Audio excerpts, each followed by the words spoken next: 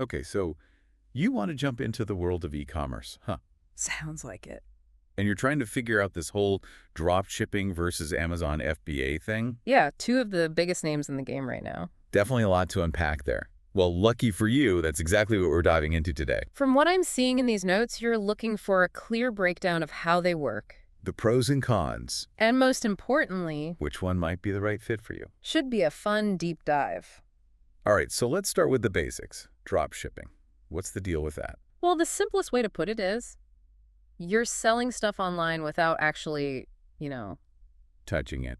exactly. You're like the middleman Connecting the customer who wants the product. with the supplier who has it, So no need to have a warehouse full of merchandise. or to pack and ship orders yourself. You're essentially running a virtual storefront.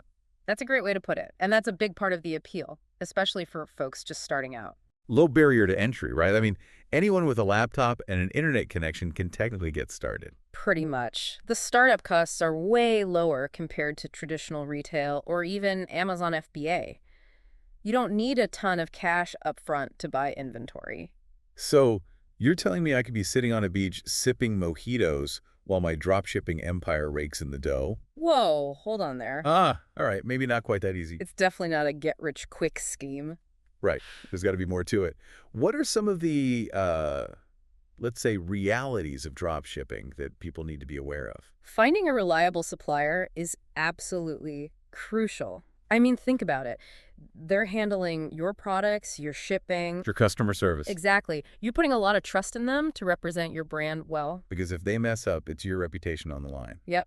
And you're the one dealing with those angry customer emails if things go wrong. So how do you go about finding a good dropshipping supplier in the first place? There are some online directories and resources you can use. Lots of research involved. Due diligence is key. I bet. And are there any specific types of products that tend to work well for dropshipping? Yeah, finding a niche is definitely a good strategy. Something unique, something you don't see everywhere. So instead of competing with the big guys on, like, the latest smartphone, Yeah. you find something more specialized. Exactly. Like we've seen some people have success with eco-friendly products or unique pet supplies, stuff like that. Things you can't just find at your average Walmart. Makes sense. Makes you stand out. All right, so that's dropshipping in a nutshell. Now let's talk about Amazon FBA, Okay, so with FBA, you're taking on more of a traditional retail role. meaning you're actually buying and managing your own inventory, Yep, you're sourcing products hacking them up, and then sending them off to Amazon's giant warehouses. and they handle everything from there. Storage, shipping, customer service, the whole 9 yards. Seems like a pretty sweet deal, especially if you're looking to scale up your business. Oh yeah, the reach you get with Amazon is massive. You're tapping into millions of shoppers worldwide. People who already trust Amazon, so they're more likely to buy from you. Exactly. That's huge. And you get to leverage Amazon's reputation for fast, reliable shipping with Prime. Okay, but we all know there's no such thing as a free lunch. True, true. So, spill the beans. What are the downsides? Well, for starters, those Amazon fees can eat into your profits pretty quickly. Yeah, I've heard those can be a real killer. Break it down for us. What kind of fees are we talking about? You've got storage fees, obviously, for keeping your stuff in their warehouses. Makes sense. Then you've got fulfillment fees every time an order goes out. And let's not forget the referral fees, Ah, yes, the cut that Amazon takes on each sale. which can be a pretty hefty percentage depending on the product category. It all adds up. So you really got to do your math carefully and factor all those costs into your pricing. So no setting prices willy-nilly. Not if you want to stay in business, that's for sure. And on top of the fees, Amazon has pretty strict quality control standards. Oh yeah, they don't mess around with that. You got to make sure your products are up to snuff. And of course, you need to have the capital to invest in inventory up front. That's a big one.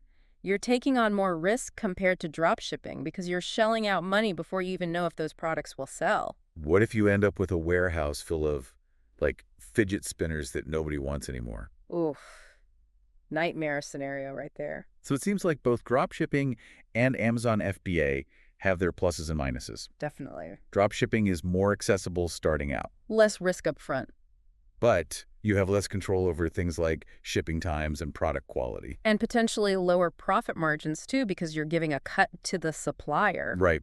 With Amazon FBA, you're paying more to play, But you get access to their massive customer base and that prime shipping speed that shoppers love. So it sounds like the million-dollar question is, Which model is the best fit for you? and there's no easy answer, right? Nope.